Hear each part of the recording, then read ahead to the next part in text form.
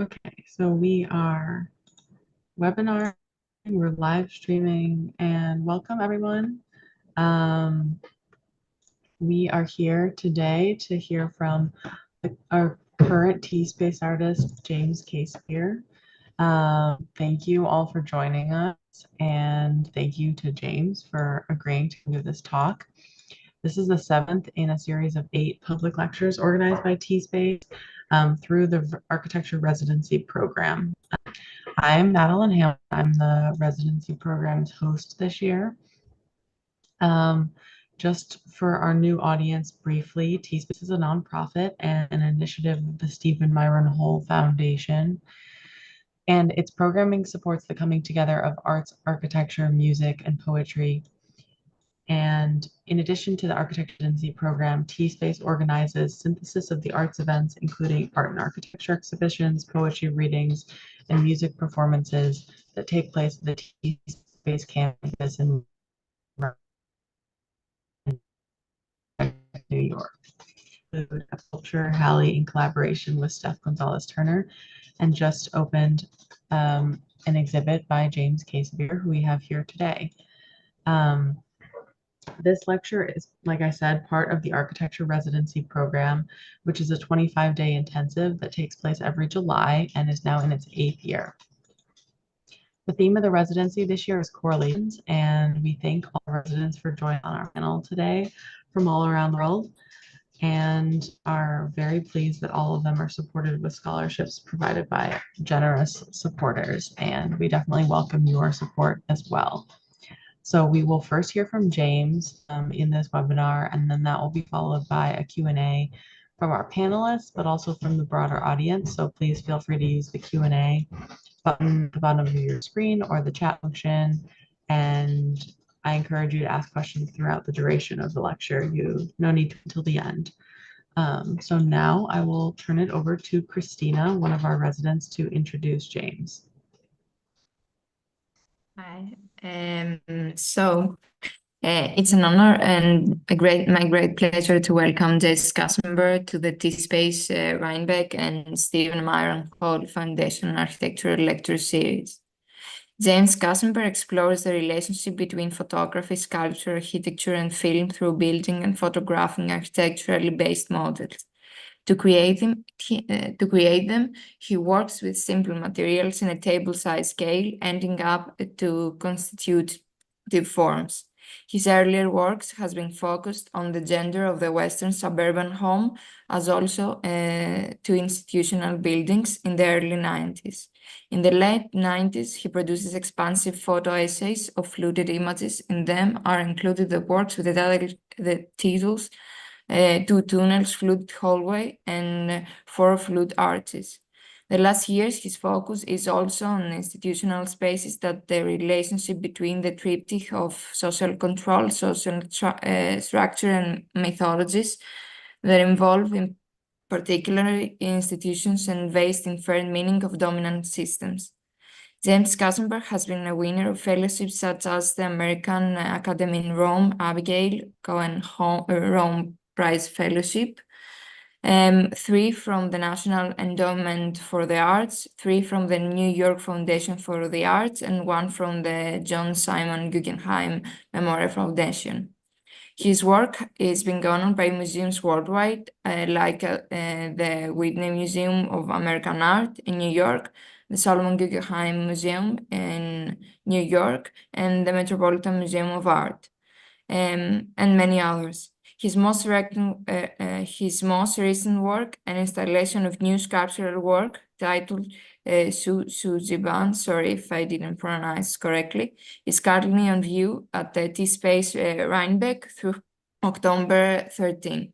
Thank you so much, James, for joining us today. Please join me in welcoming James Casebere, and we look forward to your lecture.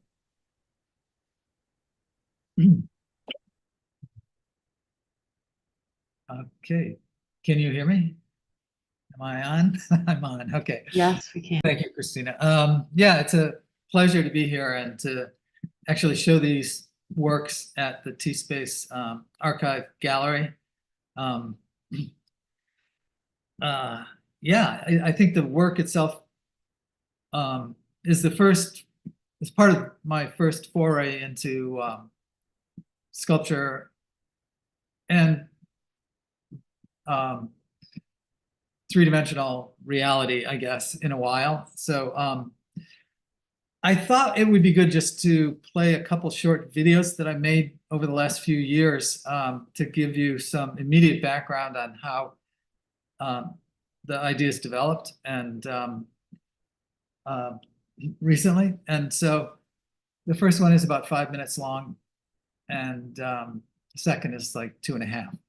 So go ahead, Madeline, and start whenever you're ready.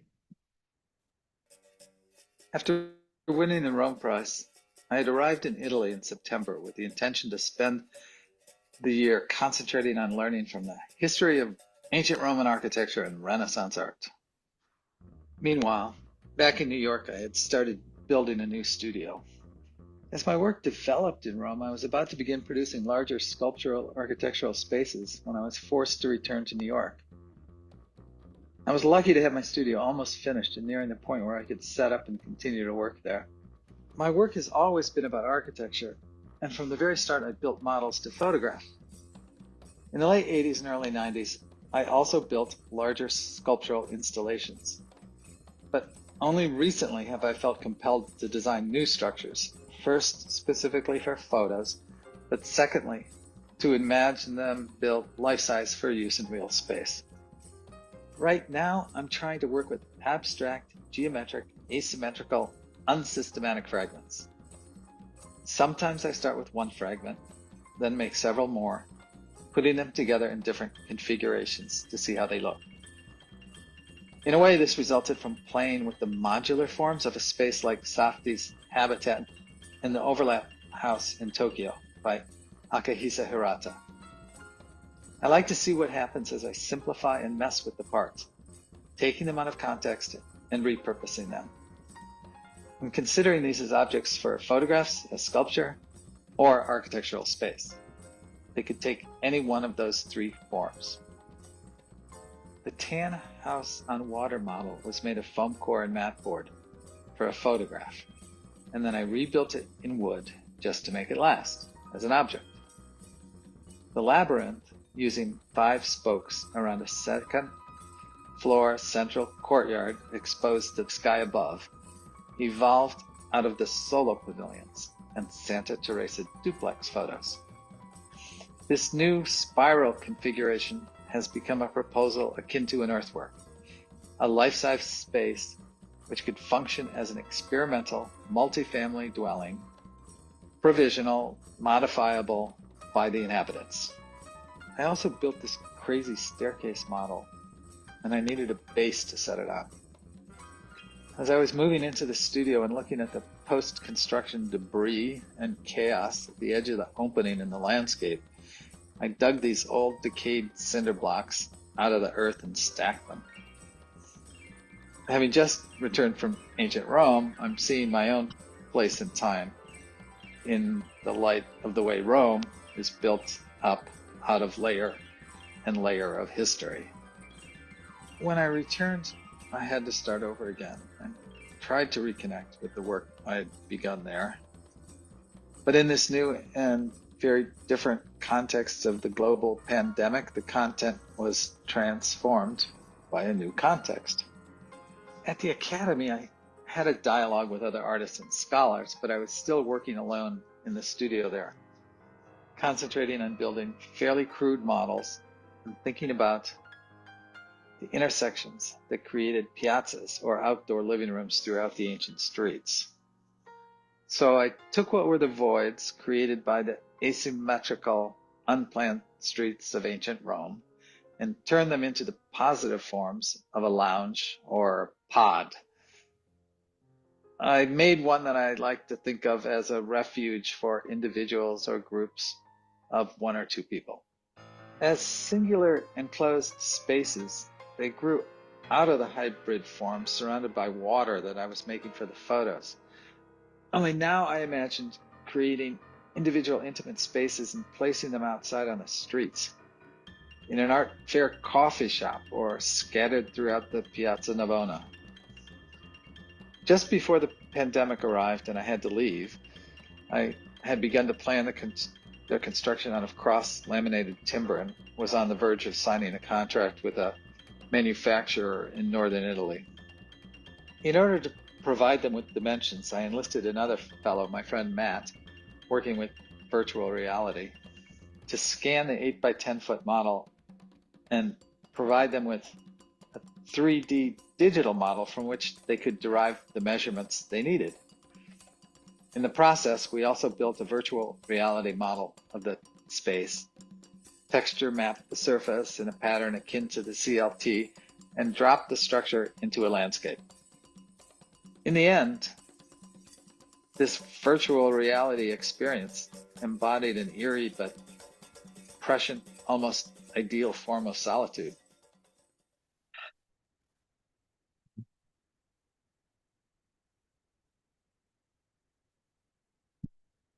So maybe the tone of that conclusion brings you back to the depths of the pandemic when we were all so isolated, I guess.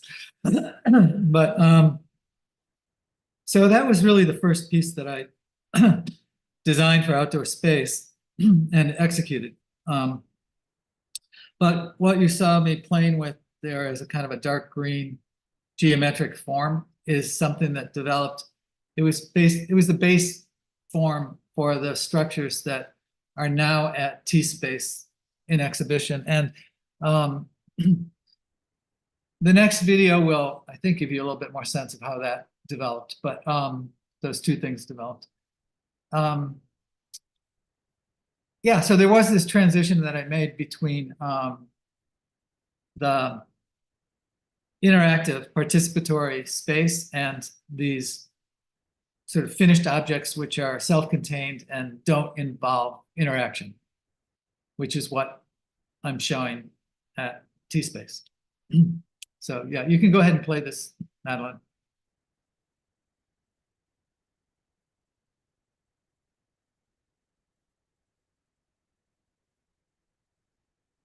The pandemic, in March of 2020, I brought with me the plans to build this solo pavilion and imagined a group of them scattered about in a public space.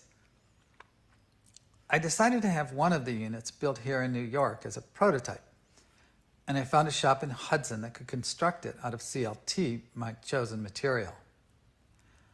I was going to simply put it next to my studio to show people once it was done, in the hopes of finding a public venue.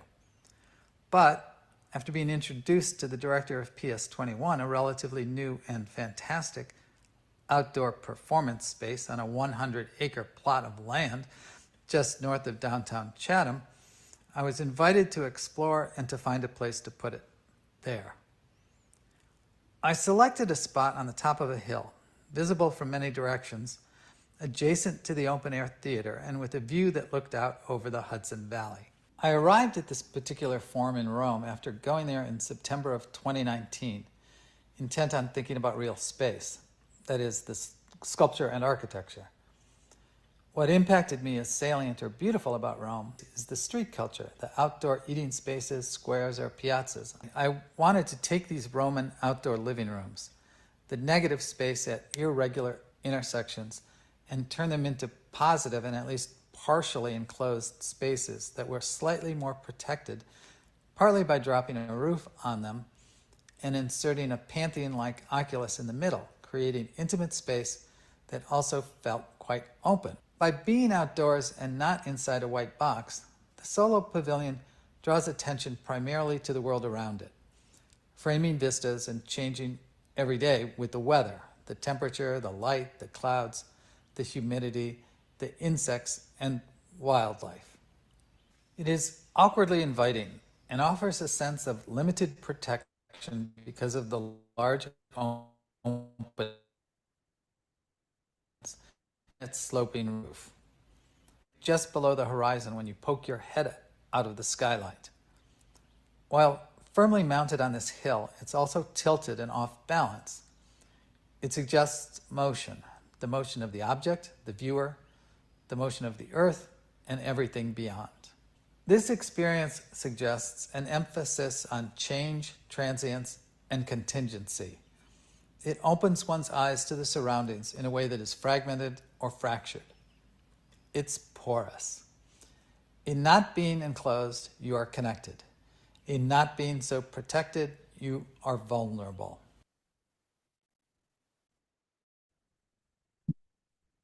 Okay. Thank you for that. I think one thing I'd like to maybe talk about today is kind of the creative process and the way are interrelated, or the way one media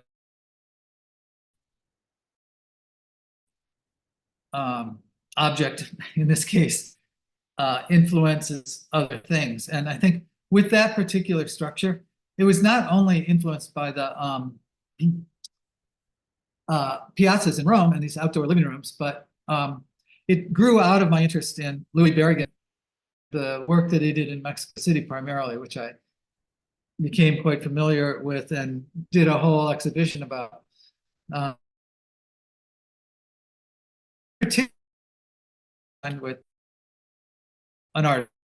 Technically, he was a consultant on a project that an artist named Matthias Geritz, I forget how to pronounce his name exactly, but he was a German emigre to Mexico and a sculptor primarily.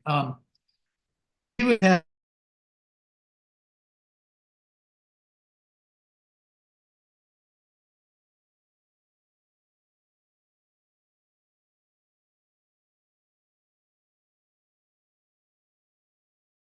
which is fairly asymmetrical of that space, and then built that tan house on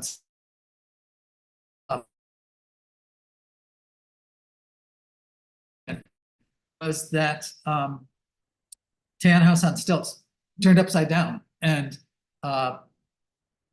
just made as a freestanding object on an irregular surface. So and cross-fertilization from one experience to another, I guess, in the work. And so I'm borrowing from different architects and different experiences of space. So, any questions so far or comments? All right, so maybe I'll just go back to the beginning. And I have actually 160 images here, so we don't have that much time, but I'm going to try and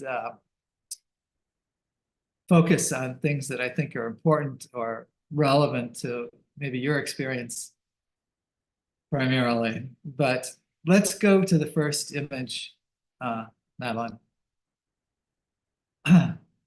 So this is the first time I shot a picture based on a construction. And when I was there, I studied with a guy named Sia Armajani.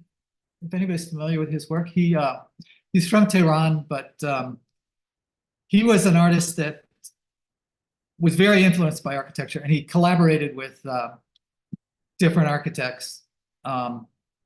He developed the Palace Promenade in Brooklyn, Battery Park City area. And he worked with Scott Burden, another artist who primarily did sort of functional art, furniture that he designed, seating and such. But Sia was very, I know that he's kind of friends with Steve, or he was. Sia died a couple of years ago. But he worked a lot with architecture as an image and was very influential on my practice, particularly after I got out of school, I think. But anyway, this first image was really about my experience, my very specific experience as a young man growing up in the Midwest, watching television, basically. The box in the lower left-hand corner is like meant to appear as the edge of a TV set, and the light that it's exuding on the fan. That fan is an anthropomorphic stand-in for a viewer. And I had actually worked for Klaus Oldenburg, the pop art sculptor, for a while. And so it was a bit of a nod to Klaus and his enlarged outlets, I guess. but also a reflection of my experience in this idea of what we're inspired by. The fan being symbolic in relation to wind and breath and so forth. So next, please. This fork in the refrigerator image was also part of that group of 4 or 5 images that I shot my senior year in college, and a bit more surrealistic, but a bit emotional, I guess, in tone.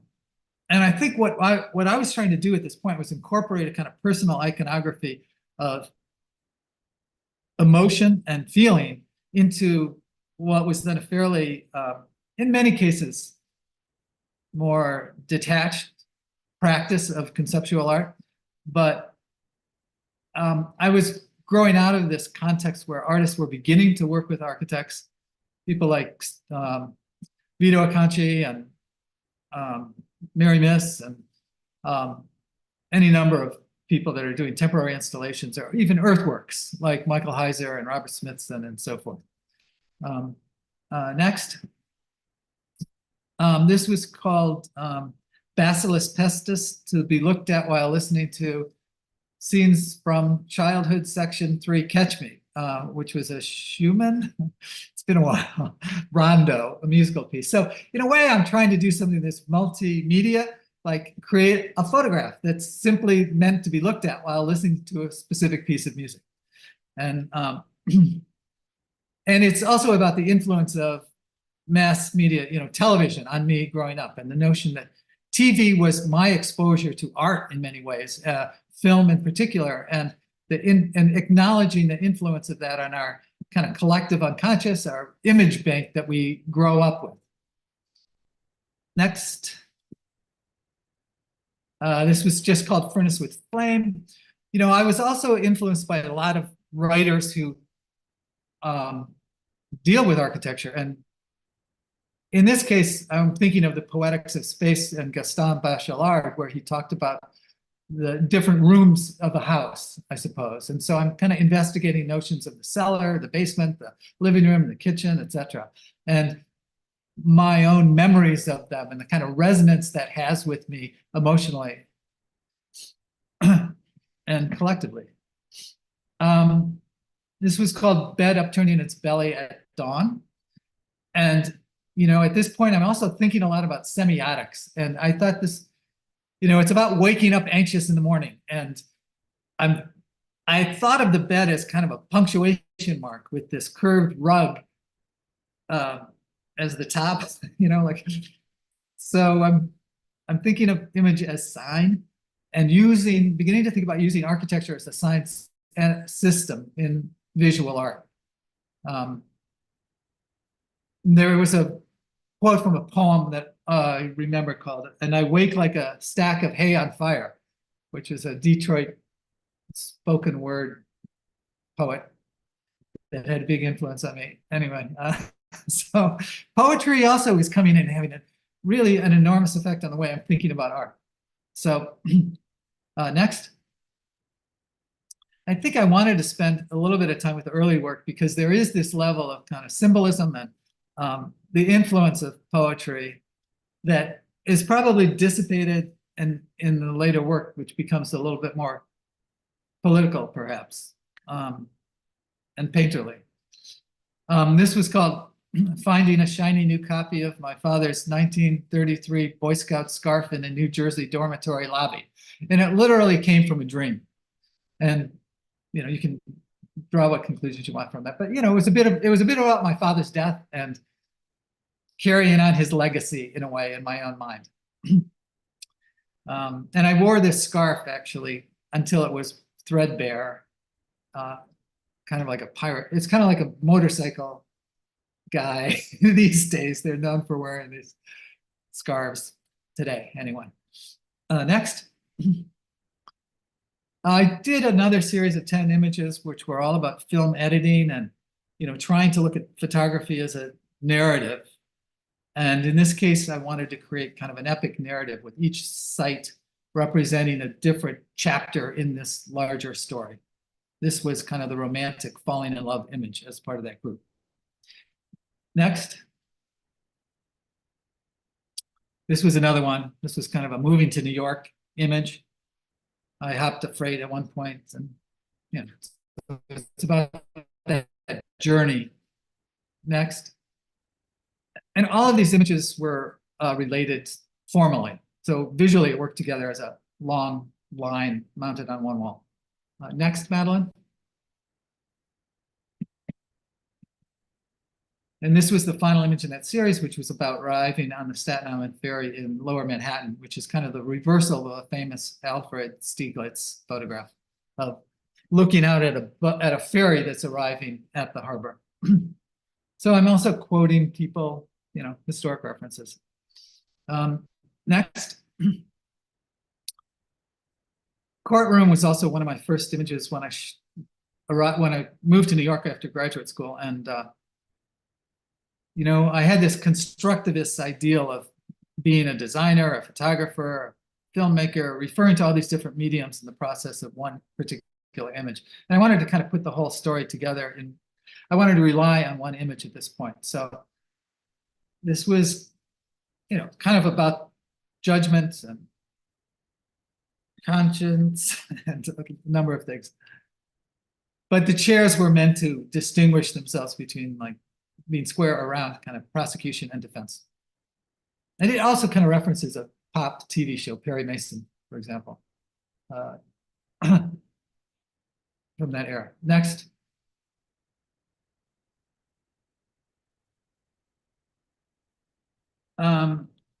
This boats image was also like really a kind of postmodern attempt to integrate my experience of the buildings in Lower Manhattan that looked like boats. The idea of the individual surrounded by the social group, the social forces around him. So I wanted to put the viewer in the image in the boat rather than representing or anthropomorphizing a particular object like the fork, let's say.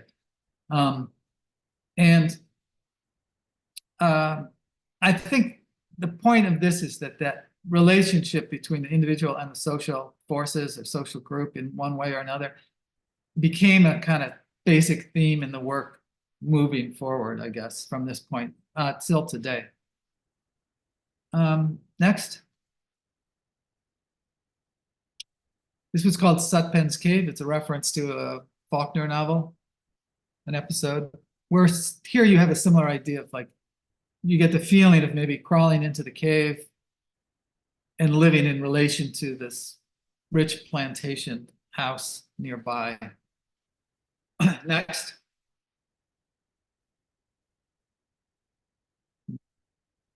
Madeline, next.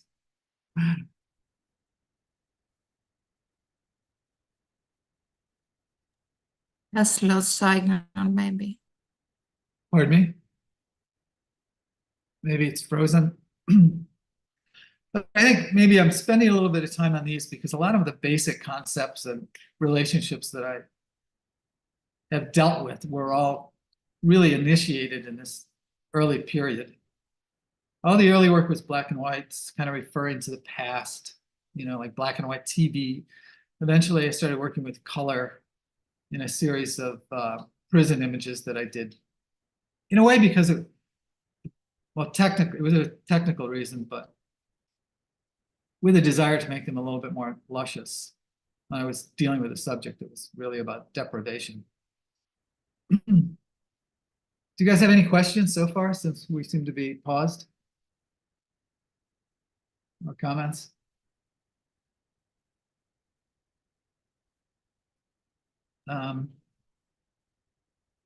So I think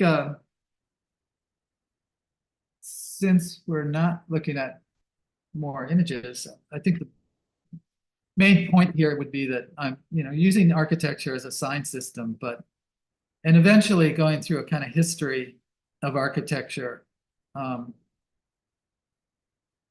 using it for other kind of purposes to talk about, let's say, the Enlightenment, or to talk about the Atlantic slave trade, or the role of Thomas Jefferson in the slave trade, or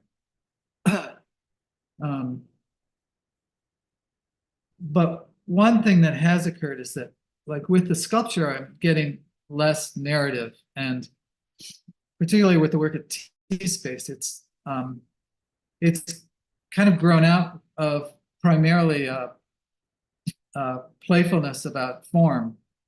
And with this body of work, I had the opportunity to take my time and experiment with basic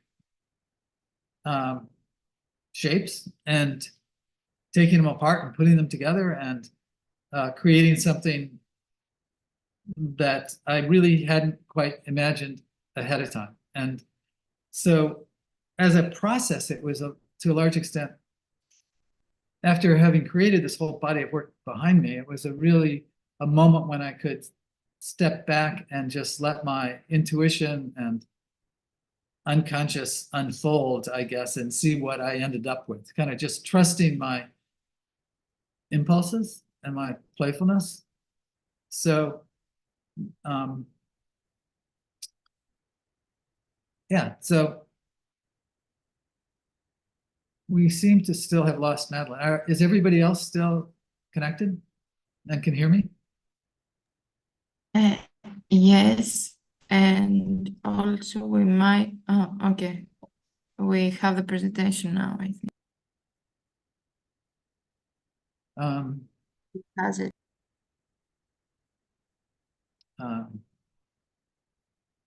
Okay. So she's back.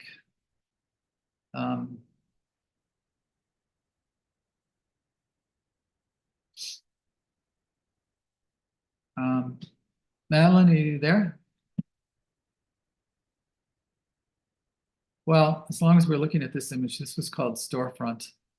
Hi, James. Hi, everyone. Hi. Maddie is trying to get back on, but for now, I'll run the presentation deck for you. Okay. All right, cool. Yeah, we don't have to go back beyond this, actually. There's a lot of photographs, so I don't want to show them all, but with some of these, I'm dealing with current politics. Like this picture happened to be about the arms race and selling planes to Saudi Arabia at the time. The image after it, which is called Subdivision with Spotlight, was also my attempt to kind of create an architecture that was a synthesis of three things that I was kind of interested in. It was it was kind of this new colonial architecture of the American suburb, a Brooklyn brownstone, and a Baltimore row house. And so I just threw these influencers or elements together to create this this street, really, with a spotlight, which gives it a slightly ominous tone. But next, Kelly, great. This is simply called Arches, and it's a long story around this, but yeah, this was shot in LA when I went back to teach, and it's one of the few images that I shot using with daylight. I had a frosted glass window in my studio, and yeah. Next. I got interested in the idea of the myth of the American West and the kind of this trajectory of the creation of sense of popular sense of American identity, the rugged individual and all that, but associated with the conquest of the West. But that idea really developed out of that moment in the 1870s, post-Civil War, when we did drive the Native American population out of their homes, and the kind of manifest destiny. But this became sanitized and represented in the development of the film industry through Western movies that are based on the pulp fiction of the late 19th century. So this was meant to be a reference to that, and it was done after specifically a scene in Red River. Next. So I guess we are getting a correlation, so to speak, between different media here and the influence. I made some larger sculpture based on those ideas. This was simply called Western sculpture. It was about 30 feet wide and maybe 9 feet deep and tall, done at the Walker Art Center in Minneapolis. And it was kind of my attempt to make a sculpture that was weightless and more like an image. And it was actually shown in Chicago, the Museum of Contemporary Art, in a window overlooking the street. So it had kind of billboard quality to it as well. So it's like, you know, a bit of an intersection of popular culture and film history and American myth. Next. And just another view at the Walker Art Center, I guess. Next is another sculpture just in the corner, Western sculpture, corner sculpture. Next. I did some other things. I started to move into using real materials, and I did a couple of installations, this one in Belgium in a circular space gallery, and another next larger sculpture, which was, it was called Shotgun and, let's see, tree trunk with bungalow and shotgun houses. Yeah, and it was also quite large. And it was produced in Florida, in Tampa, near Disneyland, Disney World. So I actually had a crew that built it that was experienced with those kind of theme parks, and they and it was meant to address that aspect of the culture in Florida at the time, but and also maybe the first inclination of dealing with the notion of climate change and the in the early 90s. But yeah, so anyway, next. This is called Street with Pots. Again, one of the things that did have a big influence on me was complexity and contradiction in architecture, the Venturi book. And I worked from a photograph of a street in Naples for this image, although I tried to turn it into a Southwestern American situation using a very film noir, dramatic lighting, kind of borrowing from Orson Welles. Next. This was called Industry. And as I was spending more time in Europe, and I got interested in differentiation of different social institutions during the Enlightenment. And actually, it was Anthony Vidler who wrote this interesting book called The Writing of the Walls. And I think he may have used this photograph where I got it from Diderot's encyclopedia. There was a small photograph of a glass factory. And this became kind of the prototype for, in my mind, for prison types. And I began a kind of deep dive into prison architectural history and its development in America. Next. So that prison history, you know, was resulted, or I don't know, led up to eventually the prison construction boom in the 1980s. And anyway, this is a radial prison in Philadelphia, Eastern Pennsylvania State Penitentiary. Next.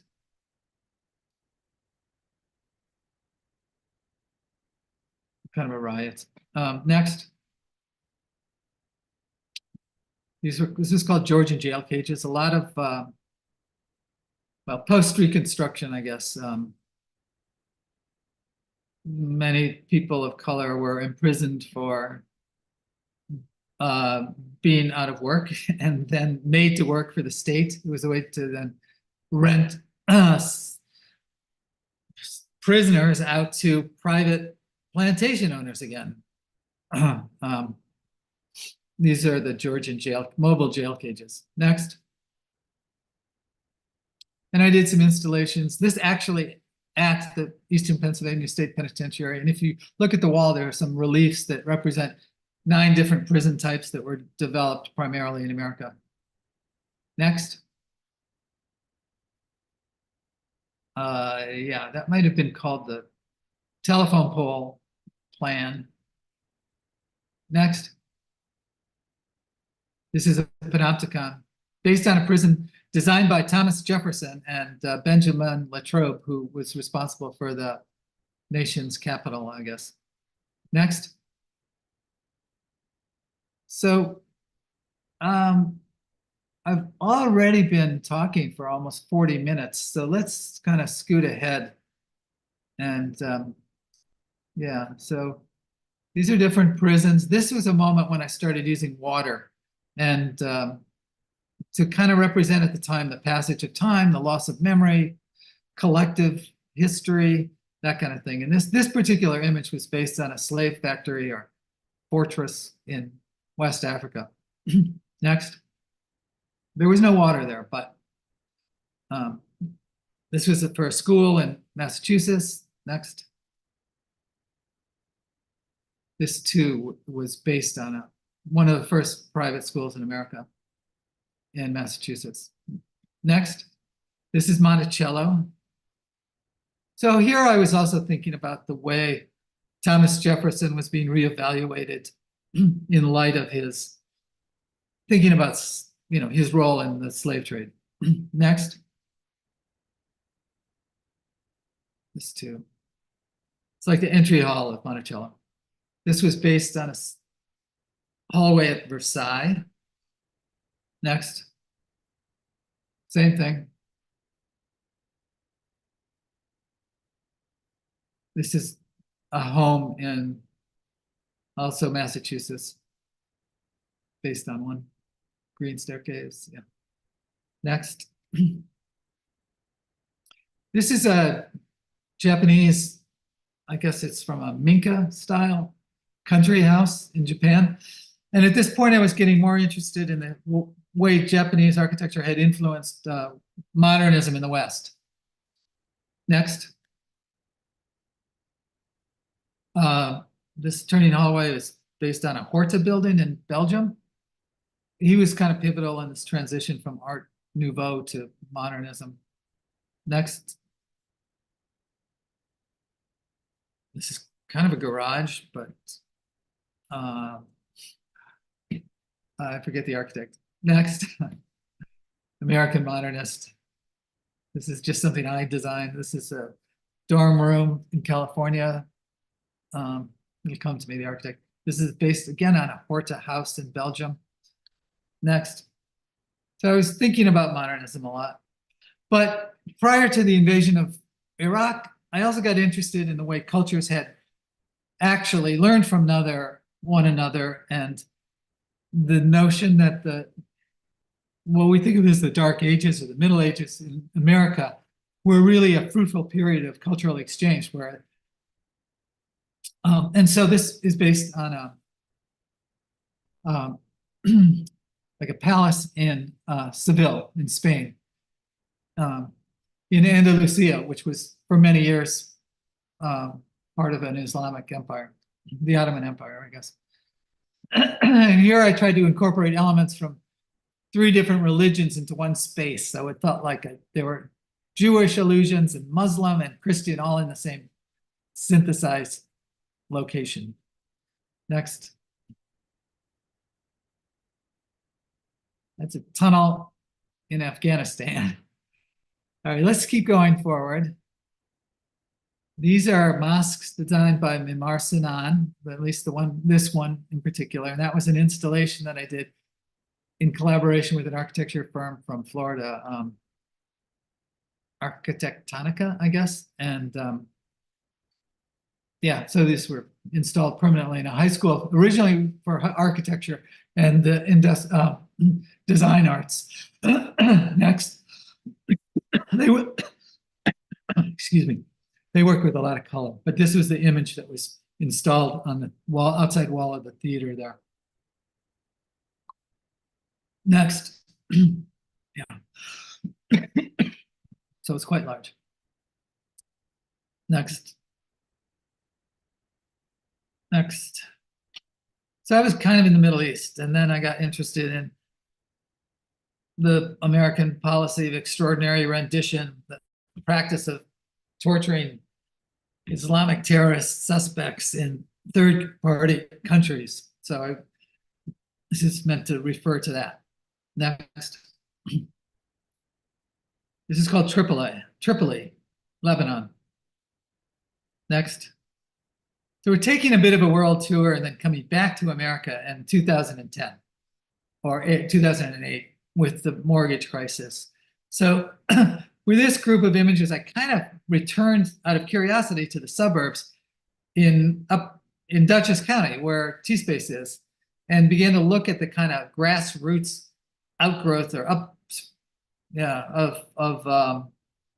various architectural styles in one place at a time. So this is about, again, the myth of America and what was occurring there and the kind of questionable way our lifestyle was constructed. Next. Just a kind of an aerial view. Next. So this is the studio I was working in Brooklyn, and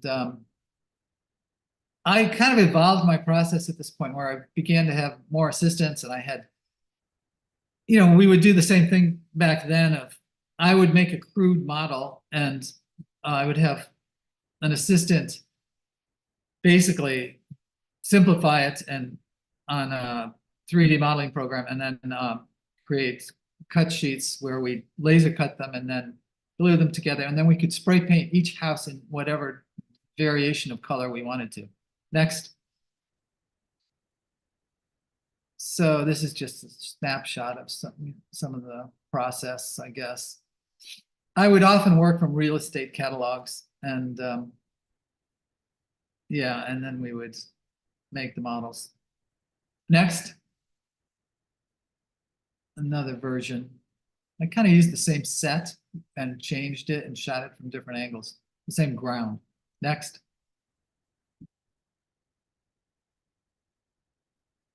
Next. That's my dog. Give me the sense of scale.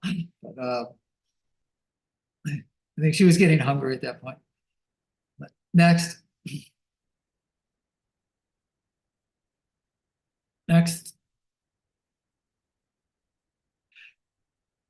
So this was shot specifically for the New York Times, a story about a woman who had designed this house, this White House in the center, which is kind of an affordable house post meltdown, mortgage meltdown. Anyway, the notion was it was modest in scale and kind of a traditional design that people could afford. Next. Next. Yeah, and then we had Sandy, and I started thinking more about the environment. Next.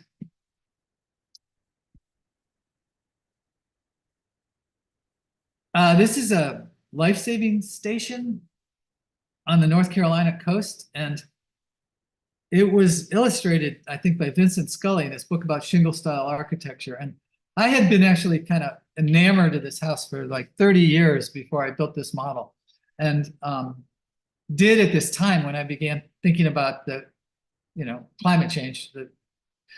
So this building would actually house rowboats that would go out to try and rescue stranded mariners on the sea. And things like it were built all along the East Coast. Next. Another view of it. Next. Oh, this was fun. There were also a lot of these modern developments that were affordable, like little planned communities in New York. And this one happened to be not all that far from T-Space also. And it's still intact. And actually just maybe 10 years ago when I shot this picture, many of these small scale kind of modernist simple designs were still occupied by the original owners. It was remarkable. Next. So yeah, here we have fire on the horizon, thinking about climate again. Next.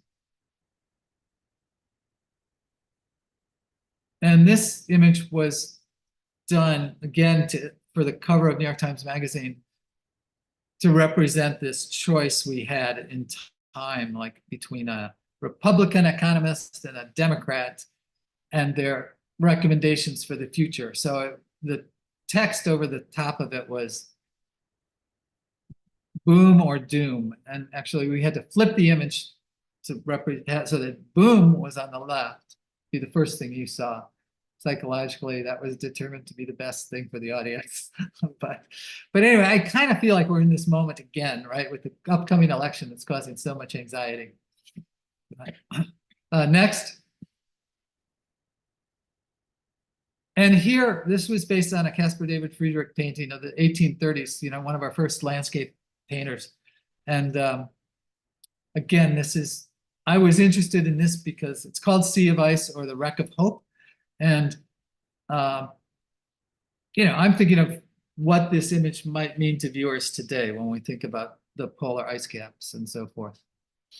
Next. That's just another one of his paintings. I think the next one is, so this is the way I build the model, basically. We have an artificial water surface, and then, which is a kind of resin called easy water that is applied to a painted sheet of wood. And then I carved the styrofoam and covered it with joint compound and painted it to get the final image. This is one of the first things I shot digitally, actually. And then I did an installation in Germany. This is in Munich. It was a building called the Haus der Kunst, or the House of Art, but it was originally called the House of German Art. It was built during Nazi Germany. Hitler was there at the groundbreaking. He was there at the opening of the first exhibition. So I got interested in just the original context of the building itself and the style of fascist architecture, I guess. So I did this image to refer to that moment in Nuremberg, actually. Next, and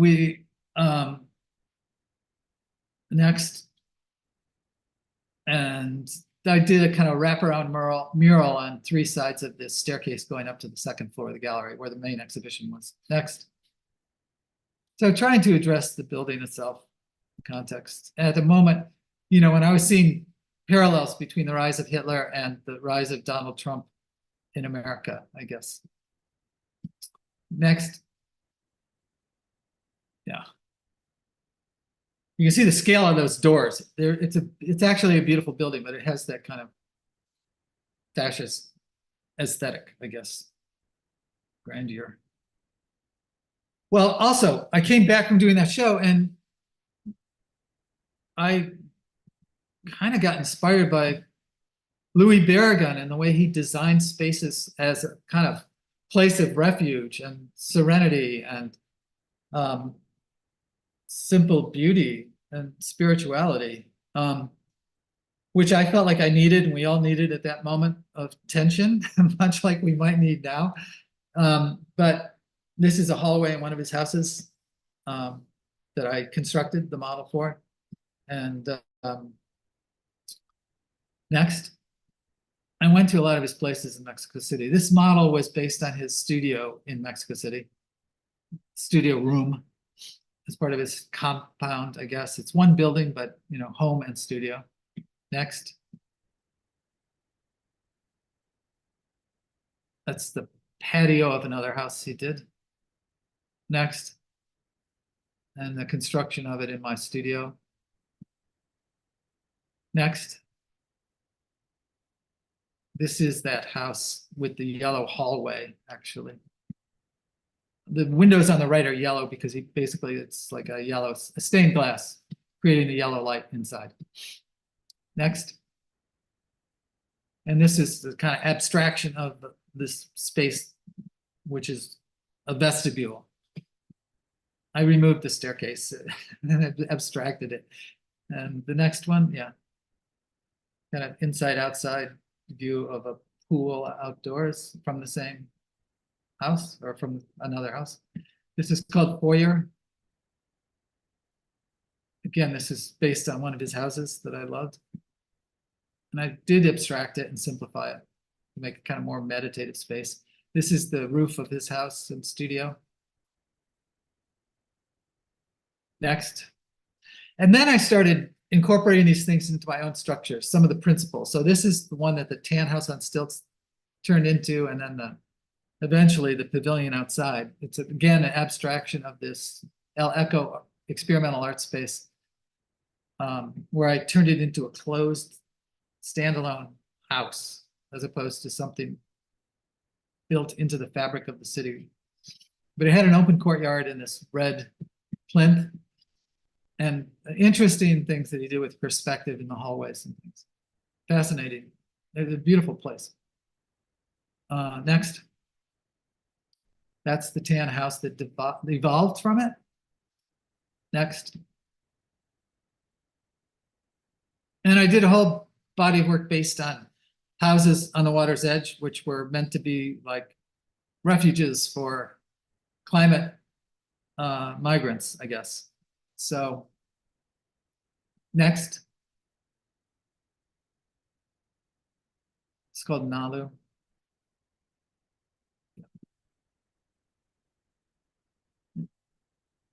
Next. Next.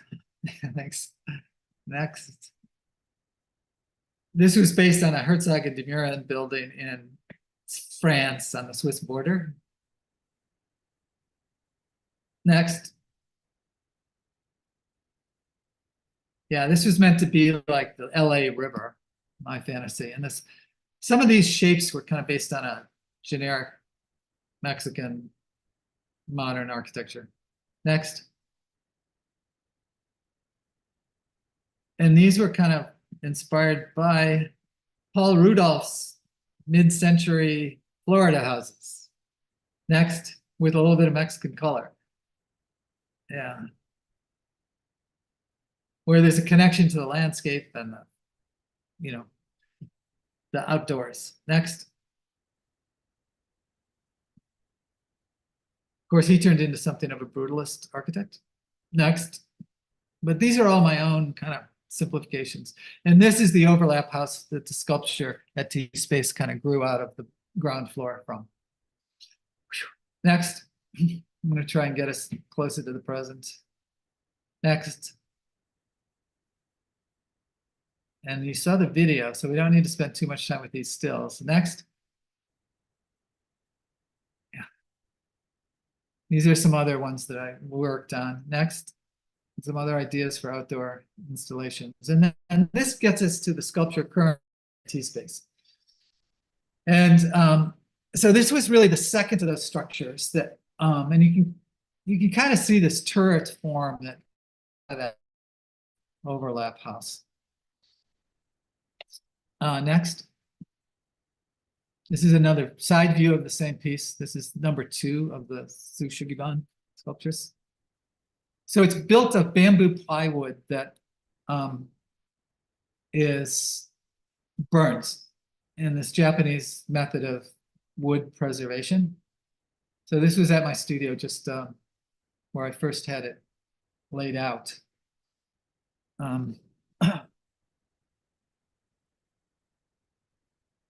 Next.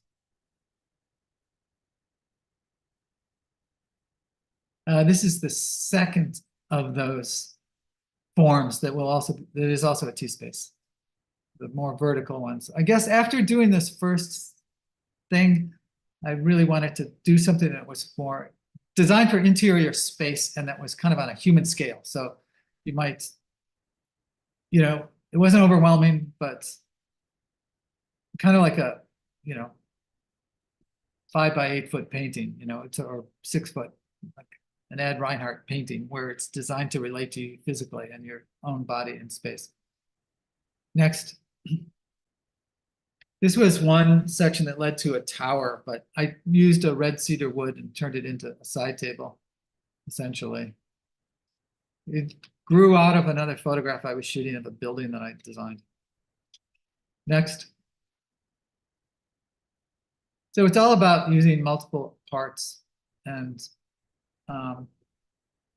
permutations of them. Next. So yeah, this is the largest piece that's currently at T-Space. And yeah, so you can see how it grew just kind of spontaneously into whatever it looks like to you. It's like, but it was fun because I didn't really have any, I didn't have to adhere to any particular plan outside of it, but it began to feel in a way more architectural because it felt almost like a village or a development, Next.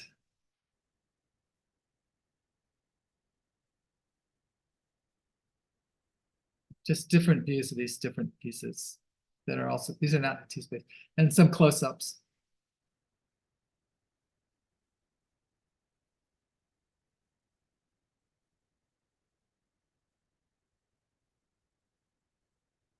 One of those I turned into a photograph. I built a separate model and covered it with this foliage.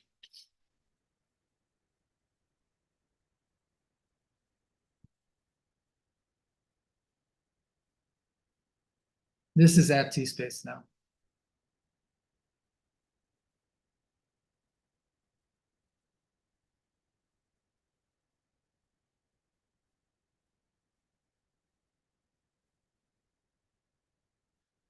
Okay, and then the last few images here are just recent photographs that I shot after building that sculpture. And just to kind of tie it into the very beginning of the body of work,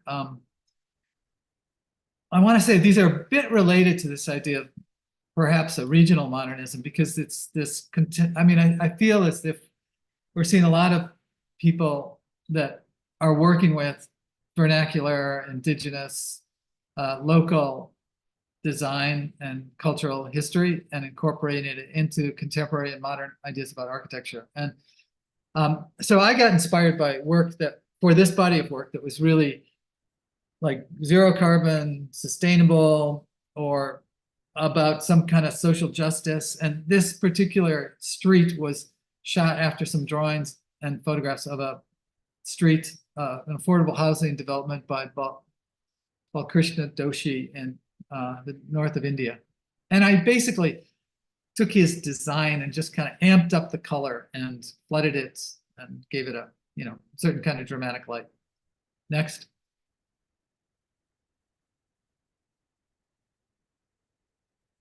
This was like a synthesis of my interest in the Mexican tropical architecture and this development by Francis Carey in Africa. He's based in Berlin and Burkina Faso. And he did some interesting medical clinics in that location in Kenya, I guess, in this case. I'd really have to double check, but I didn't go there to see them, but it was he used color, but I used it on the entire structure. He had just certain details that were color. But they were based on what was actually a group of surgical clinics. Next. And this was my kind of pre-Columbian elaboration. A response to my sculpture, like it grew out of that. But it was also about this chula cook stove designed by Yasmin Lari in Pakistan, who was designing outdoor stoves for the poor and putting them on elevated platforms to withstand flooding. Next. This is also a school by Francis Carey, who I really discovered after making the sculpture with these Chura-like forms, but I just identified with his formal exploration, but also his, endeavor to do the right thing, basically build for the poor and to help with community and educational needs in Africa in underprivileged areas. Next. This was based on an art gallery, believe it or not, that Balkrishna Doshi designed in collaboration with an Indian sculptor. Next. yeah, and this is kind of the last one that I finished, also based on this doctor housing in Africa. But I got interested in this process because it's so like unreferential. You know, in a way, I was just trying to figure out what worked photographically as a picture here. And its source of reference wasn't so important. And I was trying to create a certain dynamism and light and sense of movement and draw the viewer in, much as I had done with like that first picture of boats. So in a way, it was really all about the process of picture making, I suppose, and involving the viewer. So I think that's the last image I have.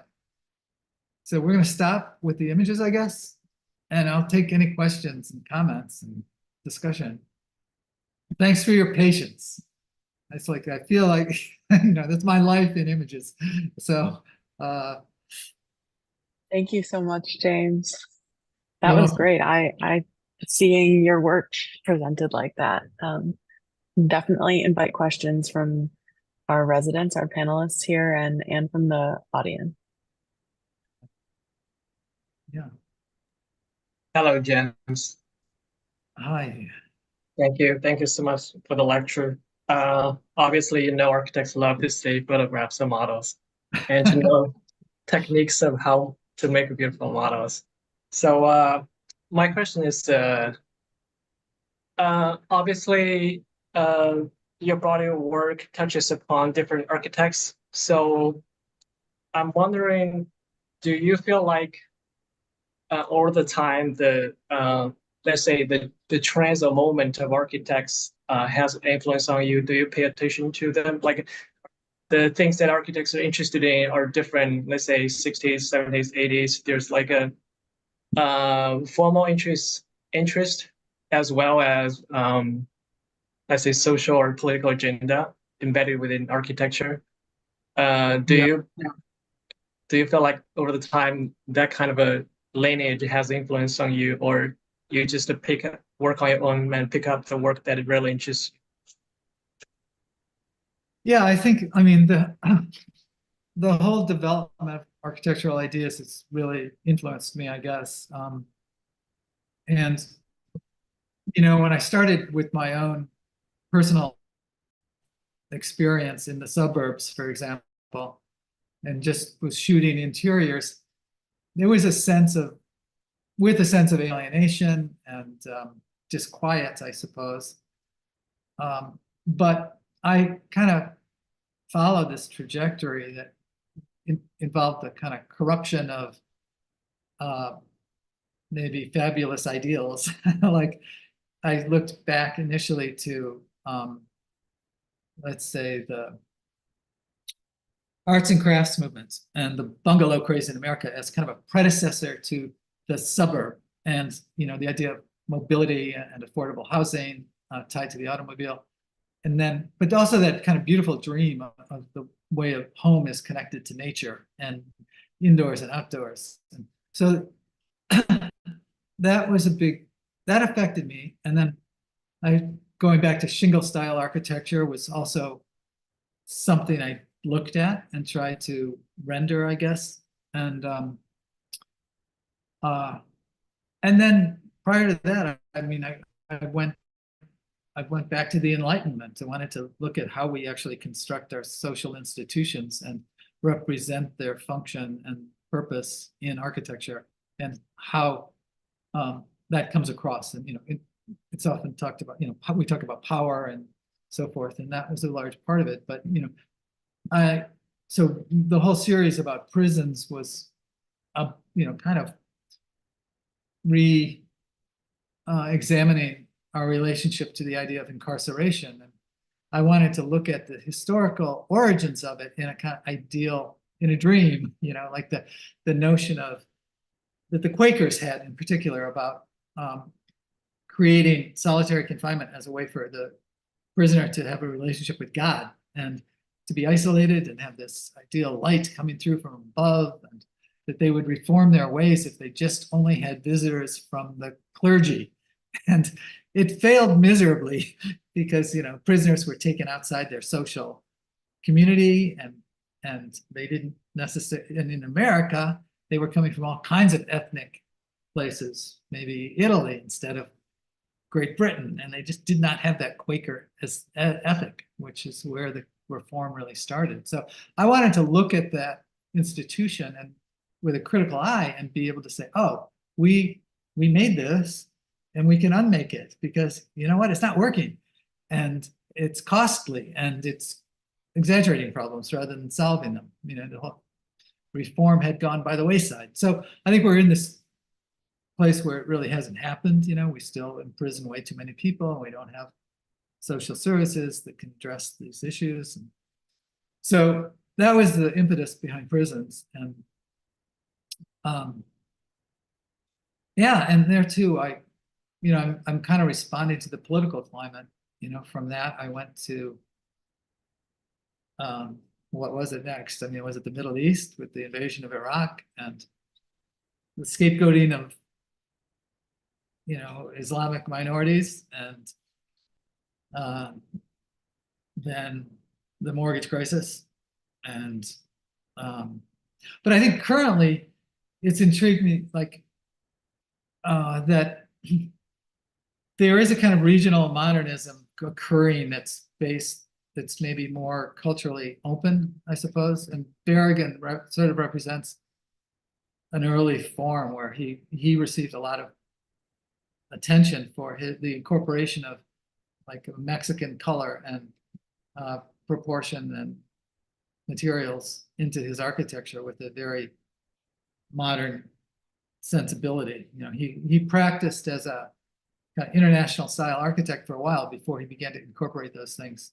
And the result was fantastic. And I think, I mean, now we're not so Eurocentric anymore, and that's a good thing, I guess. And maybe, I mean, I'm very interested in sustainable zero carbon solutions right now. And it just so happens that some of the examples I became enamored of are international. You know, they're either African or Indian, or Pakistani, South Asian. In this case, you know, it's a small exhibition, but I was inspired by their efforts, I guess. And so, To who? yeah, To who? my phone Thank is, you so much. my phone thinks I'm talking to it. Do you want to send it or change it? No, Siri, never mind. Okay, cancel. It's my laptop talking to me, thinking I had addressed it. Hi, James. I have a thought related to what you just spoke about also. I was thinking a lot about when you were presenting your work. A common theme that I saw was you're very concerned about these crises of war, social housing, and these like really difficult human conditions. And I wonder how you see your work as a effect of that, or what is your response in terms of your creation? Yeah, I guess I think that sometimes I address these subjects with a sense of purpose, in that I hope that people will, let's say, reevaluate the practice of incarceration and look for alternatives. And I'm expressing that through the work. I don't know how effective that is, but if I can, let's say, throw my support in that direction, then it gives me a sense of purpose, I suppose. And so, and I think that continues as a motivation. At the same time, I think I still have this interest in individual society thing, where it's, you know, I feel like the creative process is one where you really have to deal with yourself, or you have to do independent research in order to contribute to a larger discussion. But that, and I guess at the moment, particularly perhaps with the piece for the work at T-Space, I'm thinking about,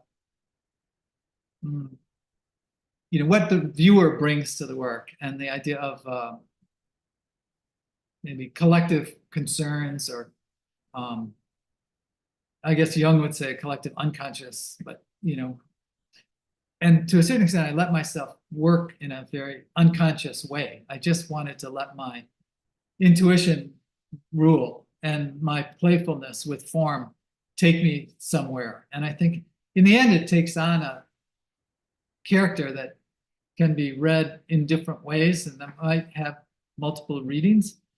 And I don't think it's so different from what I was doing when I started out. But I think what I found in the process of working with sculpture and these architectural ideas more recently in real space is that I could kind of allow that the process to lead me into a productive place without being so narrative and so intentional, without particularly telling the kind of story I was telling in the photographs. And so I think what I'm kind of interested in at the moment is that the nature of that creative process in relation to like social issues. And it's something I've always been concerned about, but I guess I'm looking at it a little bit differently just quite recently, because yeah. That makes sense? Yeah, I think you're talking about the process being somewhat unconscious or subconscious. And I think my response personally is also a unconscious one. I think I respond to your work very emotively, very emotionally, like those images of flooded ground, the sense of insecurity and like loss. I think that triggers something in me of this of longing for something. Longing? Yeah, maybe of like refuge of some kind. I'm thinking a lot about those later images you did where the house is on stilts and the ground is a plain, where this isolated structure is the only thing that's left. Yeah. Yeah. Yeah, I think that, there's always been this emotional edge to the work, and kind of uncanny edge perhaps. And so I think that the fact is that the work isn't about reality so much as it is about our internal experience of it, I guess, or the relationship between our self and the world. And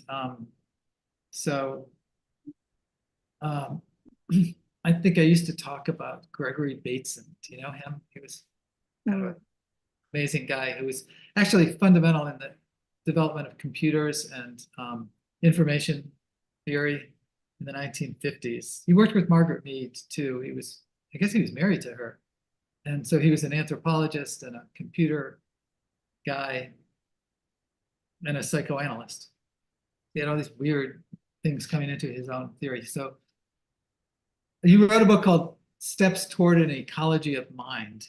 It was probably published in the early 60s. But why am I bringing him up? Because this has something to do with how I think about the work. Like, so, initially I was thinking more about it in relation as a sign system. And just quite recently, I think, by letting my intuition take over, I've begun to think of it more related to symbol, and how, trying to understand the symbols in our life, I guess, or the symbols in our dreams. I think particularly right now, I've been somehow paying a lot of attention to my dream life. And I'll wake up 4 or 5 times a night and write down dreams, and I don't know what they mean. I look at them, I don't think it can be done alone, but early on, that I think I was really interested in that idea of universal symbols, but also other cultures and myths and fairy tales and folk tales. And I think that's coincidentally, what occurred to me recently in terms of this new show of photographs, that it's looking at other cultures, and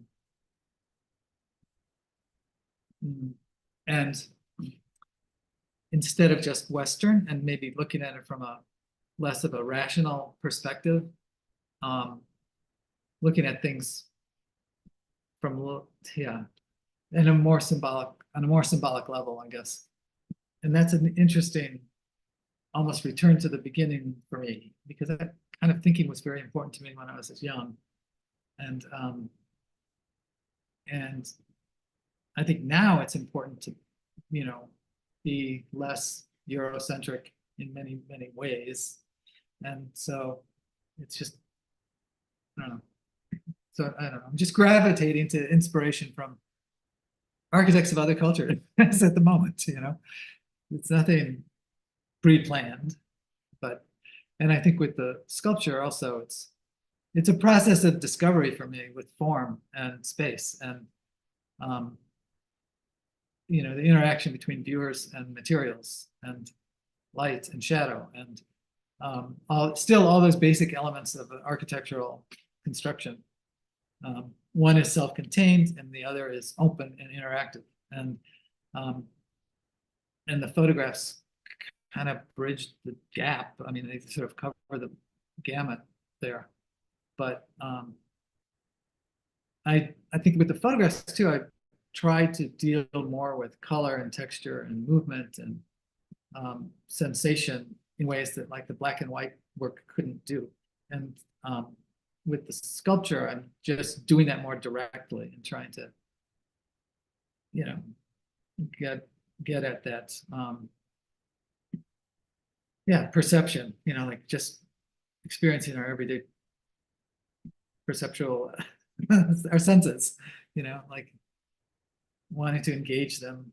And that could be it could also be a reaction to social media, I guess, and being on a computer so much during the pandemic, and which I really wasn't. I built this studio during the pandemic, so I was really thinking about materials, and I gutted another space and turned it into my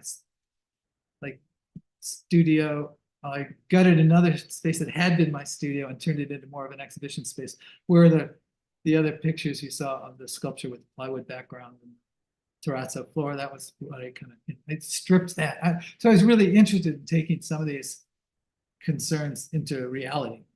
And but yeah, how do we bring our intuition and our personal unconscious and our collective concerns all into the same mix and arrive at something of quality and integrity and purpose? That's sort of the interesting question to me now. But, we have a question in the chat from somebody in the audience. Can you talk about your thoughts on the relationship between physical object and the image of the object, i.e. sculpture and photograph, space and representation of space? Yeah, I guess what I discovered recently is that I was trying to really, and maybe I always have, tried to bring the viewer into the space of the image. And so like an early example would be like the boats photograph, where I never printed it really large. I did like a 4x5 foot print in a light box, which I placed in public space. I think it did that. Yeah, but mainly it's trying to, and maybe that's a conventional approach to making a picture, is to create a window into another space and draw the viewer in. But I wanted to do it physically, and so I enlarged the photographs to that size, 4x5 feet, for the prison images. Really wanted the viewer to feel like they could be the active participant there. And I think recently it's similar. I've tried to jack up the color to really engage the viewer and get them into the space itself. And I did that with I tried to do that finally with that image of just the porch and the red terracotta walls. So I guess pictorially, I'm sort of experimenting with different ways of physically engaging the viewer and maybe making them feel viscerally like they're there and sucking them in through color and movement and our senses, I guess. But with the sculpture, yeah, I think I also wanted to make something out of a material that was sensuous, that had kind of contradictory associations. I like the burnt wood because it sort of signifies destruction, but also preservation. And it's done to preserve and to sustain materials in a non-toxic way, but also just the way you can relate to the light on a surface and its relationship to the different angles. And but to make something sensuous that's not just off-putting like steel might be in that situation, but to make something that's warm and inviting, but inviting because of its texture and in this case lack of color, but its very nature, I guess. I felt good about the pavilion because it just seemed to work very well in that situation. I felt like I learned a lot from it, but just the idea of building a structure that actually allows the outside in. The funny thing about that was it was really as if I was creating an enlarged model for a prison cell early on. Like the form itself echoed the form that I would build with forced perspective and apertures for light that I used when I was making the prison cell pictures. So in a way, and this only occurred to me afterwards, but in a way, that's all I did. It was a room, and an enlarged room, but opened up enough to invite the outside in and the viewer out, to give you sort of a renewed sense of relationship to what's around you. And so it was really a way of getting out of that isolation, the positive, sensuous, perceptual way. So it has, there are opportunities in real space that you don't have in a picture. So yeah. That's really interesting. I feel like because our residents are making models to think about space, and you're making models in order to photograph them, but you're still really thinking about all the senses. And I think that comes through. Like architects are often talking about how they want their buildings to be better in person, that they shouldn't be able to just be captured in a photograph, but for your photographs, you're thinking about all the senses, not just a flat image. So yeah, I'm trying to use like exaggeration to get across the certain principles I'm after, I guess, in the photographs. But I think, in a sculpture, you can do that more directly in certain ways. And in real space, you can create an impression, of an experience that's like about solitude or quiet, for example. Or, but I often think that many times I would make photographs based on like a little thumbnail sketch that I saw in a book or a magazine, or a photograph that I didn't think was very successful. And then I was improving on what might otherwise exist as documentation. I'm always trying to make something that's more than a document. And that takes a certain level of exaggeration and amplification, I guess. So, yeah. any other questions from our panelists? James?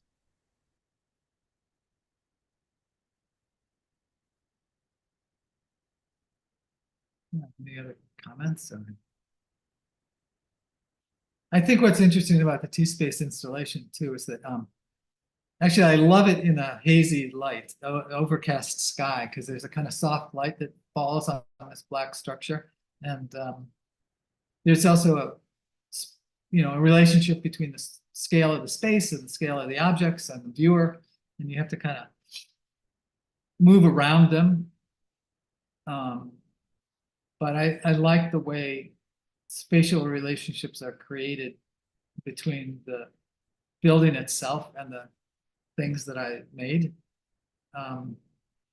There is a kind of intimacy about it there that, I like the kind of abstraction that exists there. And there is a dialogue that takes place, which I'm happy with, I guess. And yeah. So, thank you all for listening. And anybody holding off on a question they're afraid to ask or a comment?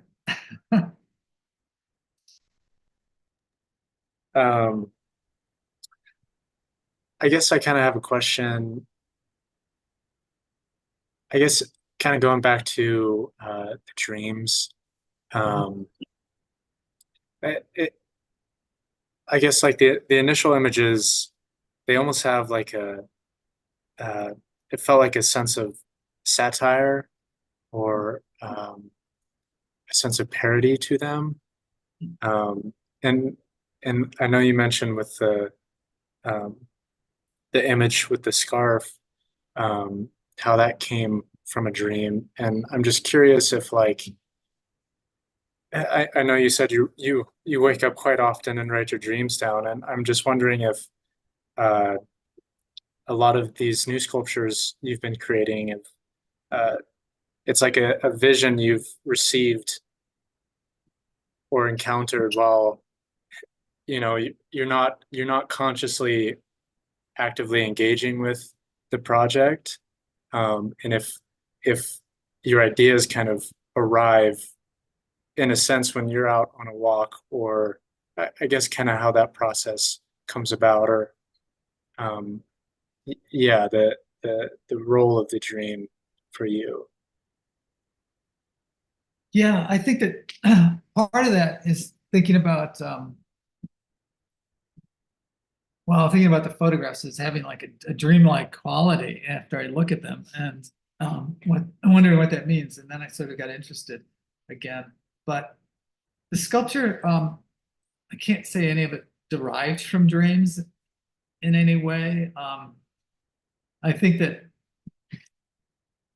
it's and that's sort of what I like, this idea of the machinations of your mind, just like that you don't really understand yet. Dreams are like that. You don't really it's hard to understand them sometimes consciously, unless you have someone to bounce the experience off with, but I think for me they're about process, rather than result in a way. Like there's a lot of potential in those modular parts to combine them in different ways, and you could take it apart and do it in any number of different ways. And this is what I arrived at. But I find that because it's modular, you might just take it out and put it together differently at another moment or place in time. And that's I'm just thinking about the mind when I say that, but it's not literally a rendition of an image that I had in a dream in any way. So, but they entail the integration of different elements from different experiences, much like, from the El Echo to the Tan House on Stilts to the pavilion, to Piazza to the pavilion. It's like a integration of different experiences into something new and other that hasn't been there before, I guess. So, yeah.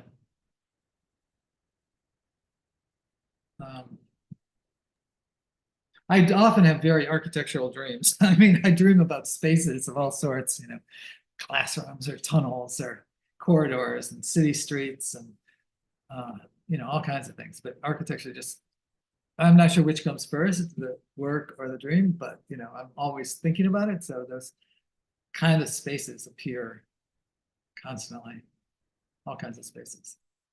So it's a character in my dreams, I guess. Yeah. That's sort of a great optimistic or whimsical note to leave it on. Unless anybody has any other comments. But definitely, as always, if you have questions or comments that come up for our presenter, feel free to reach out later and I can pass them on. So thank you so much, James, for the talk today. I think it was great for everyone to see the work and get to pick your brain a little bit. Yeah, thank you. Thank you for listening, and thank you for the opportunity to have this dialogue and to show the work at such a great, fabulous location.